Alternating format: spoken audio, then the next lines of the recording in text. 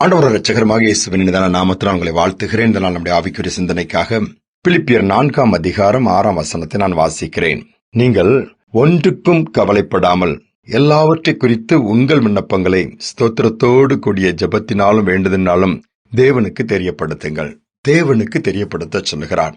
எதை? நம்முடைய விண்ணப்பங்கள், நம்முடைய வேண்டுதல், நம்முடைய தேவைகள் எல்லாவற்றையும் ஆண்டவருக்கு தெரியப்படுத்தும் பொழுது ஒரு தெய்வீக சமாதானம் நம்முடைய உள்ளத்தை நிரப்புமா? பாருங்கள், அப்போ நாம் ஆண்டவருக்கு முதலாவதாக காரியங்களை சொல்லுகிறோமா? கொஞ்சம் அதை யோசித்து பார்க்க வேண்டும். கானாவூர் என்கிற இடத்துல கல்யாணம் நடக்கிறது. யோவான் சுவிசேஷத்துல 2 அதிகாரத்திலே பார்க்க முடியும். இயேசுவுடைய சிஷ்யர்கள் அழைக்கப்பட்டிருக்கிறார்கள். திராட்சரசம் குறைவுபடுகிறது. உடனே என்ன செய்வது? எங்கு கிடைக்கும், எந்த கடையில் கிடைக்கும், எங்கு போகலாம், யாரிடம் பேசலாம் என்று சொல்லி கண்டிப்பாக ஒரு எண்ணம் வருமானால் இயேசுவின் தாயாக மரியாள் உடனே அதை இயேசுவுக்கு தெரியப்படுத்துகிறார். இயேசுவுக்கு தெரியப்படுத்தின உடனே அவங்க கூலாயிட்டாங்க. இவர் என்ன சொல்லுகிறாரோ அதன்படி செய்கின்ற வேலைக்காரர்கிட்ட சொல்லிவிட்டு போய்விட்டார்கள். பாருங்கள், நம் ஒன்றுக்கும் கவலைப்படாமல் ஐயோ அப்படி ஆகிவிட்டது என்று கவலைப்பட்டுக் கொண்டு உட்கார்ந்து ஒவ்வொருவரா பார்த்து போன் பண்ணி வர்றவங்க போறவங்கிட்ட பேசிட்டு இருக்கிறத காட்டிலும் முழங்கால் படிட்டு ஸ்தோத்திரத்தோடு கூடிய ஜெபம். இதுவரை இவ்வளவு உதவிகளை கர்த்தர் செய்திருக்கிறார், இவ்வளவு குறைவுகளை நிறைவாக்கி இருக்கிறார், இவ்வளவு பலவீனங்களை மாற்றி இருக்கிறார், நன்றி சொல்லி இப்பொழுது இந்த சூழ்நிலை இந்த குறைவை மாற்ற இயேசுவால் முடியுங்கிற நம்பிக்கையோடு அவருக்கு தெரியப்படுத்துங்க. தேவ சமாதானம் நம்முடைய இருதயத்தை நிரப்பும், தேவைகளும் சந்திக்கப்பட்டு விடும். நம்முடைய விண்ணப்பங்கள் இன்னைக்கு எப்படி இருக்குது? ஸ்பர்ஜன் என்கிற ஒரு வல்லமையான ஊழியக்காரர் லண்டன்ல ஒரு அனாதை இல்லத்தை வைத்து நடத்தி கொண்டிருக்கிற காலகட்டத்தில் அவருக்கு தேவைகள் வருகிறது. ஒரு 300 பவுண்ட் தேவை. அப்ப நேராக என்ன ஜெபித்துக் கொண்டிருக்கிறார். அடுத்த நாள் 3 ஆலயங்களிலே போய் பிரசங்கிக்க வேண்டும். அப்போ இவருக்கு ஒரு நம்பிக்கை இருந்தது, எப்படியும் ஆலய முடிவிலே காணிக்கை கிடைக்கும், அதை வைத்து எப்படியா ஒரு 300 பவுண்ட் கிடைக்கும், அதை நாம் பெற்றுக்கொண்டு வந்து நம்முடைய தேவைகள் சந்திக்க ஏதுவாக இருக்கும் என்று எல்லாம் முடிக்கிறது. ஜெபித்து பிரசங்கித்து விட்டு வருகிறார். அதே போல தன்னுடைய அறைக்கு வரும்பொழுது பார்க்கிறார், 300 பவுண்ட் கையில் வந்து விட்டது. ஜெபித்து விட்டு படுத்து விடுகிறார். காலையில் தன்னுடைய பட்டணத்துக்குள்ளே போக வேண்டும்.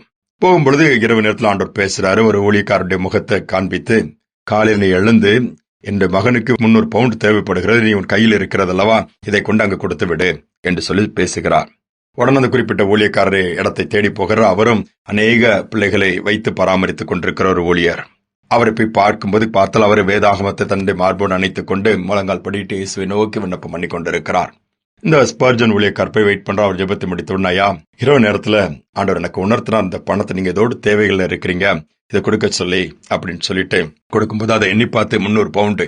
அவர் சொன்ன ஆச்சரியப்பட்டு அவர் ஆனந்த கண்ணீர் அவருடைய கண்களில் வடிகிற அந்த ஊழியக்கார் சொல்றாரு, 300 பவுண்டு எனக்கு இவ்வளவு இருந்தா தான் அந்த பிள்ளைகளுக்கு இந்த நேரத்துல ஆகாரம் கொடுக்க முடியும். இதைத்தான் ஆண்டவர்கிட்ட கேட்டுட்டு இருந்தேன். உடனே ஆண்டவர் உங்க மூலமா அனுப்பிட்டாரு, எனக்கு ரொம்ப சந்தோஷம்னாராம்.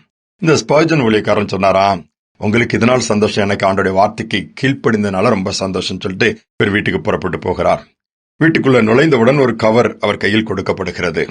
போஸ்ட்ல வந்த கவர் என்று சொல்லி அதை பிரித்து பார்த்தால் 315 பவுண்ட் அதில் பணம் இருக்கிறது. பிரமித்து போய்விட்டாராம். இவருக்கு தேவை 300 தான், அது கிடைத்தது. இன்னொரு இடத்திற்கு கர்த்தர் கொடுக்க சொன்னார், கொடுத்து விட்டார். ஐயோ என் நிலைமை என்ன ஆகும்? கவலைப்படல, ஆண்டோடைய வார்த்தை நிறைவேற்றிருக்க சந்தோஷத்தோடு போறார். ஆனால் ஆண்டவர் எதிலுமே குறைவு வைக்க மாட்டாரே.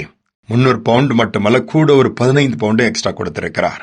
போனஸ் மாதிரி போட்டு கொடுத்து என் மகன் தேவை சந்திக்கப்படட்டும் என்று. காரணம் என்ன தெரியுமா? தேவனுக்கு தெரியப்படுத்தினார்கள். தேவைகளை தேவனுக்கு தெரியப்படுத்துங்கள், நிச்சயமாக உங்கள் தேவைகள் சந்திக்கப்படும். ஜெபிப்பும் அன்பின் தகப்பனே, அநேக நேரத்தில் நாங்கள் உமக்கு காரியங்களை சொல்ல நாங்கள் யோசிக்கிறோம், அல்லது மறந்து விடுகிறோம், அல்லது புலம்புகிறோம். அப்படி அல்ல, நாங்கள் என்ன தேவையோ, என்ன காரியங்களோ எல்லாவற்றை குறித்து நம்முடைய வார்த்தை சொல்லுகிறது. நமக்கு நாங்கள் தெரியப்படுத்த எங்களுக்கு கிருபை கொடுங்கப்பா. அப்படிப்பட்ட ஒரு ஞானத்தை கொடுங்க, நடத்துதல் கொடுங்க.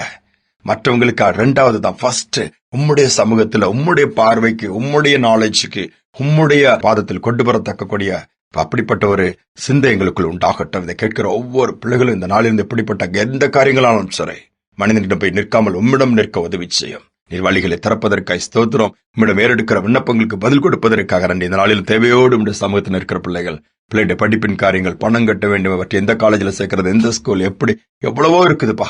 ஊழியத்தின் காரியங்களாக இருக்கலாம், தேவைகளை சந்திங்க. உம்மை நோக்கி பார்த்தோம், உங்கள் வெட்கப்பட்டு போனதில்லை, மாறாக பிரகாசம் அடைந்தன. உம்மை நோக்கி உம்மிடத்தில் தங்கள் காரியங்களை தெரிவிக்கிற ஒவ்வொரு பிள்ளையுடைய உள்ளங்களை தெய்வீக சமாதானம் நிரப்புவதற்காய் ஸ்தோத்திரம், தேவைகள் சந்திக்கப்படுவதற்காய் ஸ்தோத்திரம். இந்த நாள் முழுவதும் நடத்துவீராக. துதிய நன்மை எமக்கு செலுத்துகிறேன், இயேசுவின் நாமத்தில் பிதாவே, ஆமேன் ஆமேன். நீங்கள் ஒன்றுக்கும் கவலைப்பட வேண்டாம். எல்லாவற்றை குறித்த உங்கள் காரியங்களை தேவனுக்கு தெரியப்படுத்துங்க. தெய்வீக சமாதானம் உங்களை நிரப்பும். அதோடு மட்டுமல்ல, தேவைகளையும் கர்த்தர் சந்திப்பார். இந்த சிந்தனையோடு நாளை தொடரும். மீண்டுமாய் நாளை தினம் சந்திப்போம்.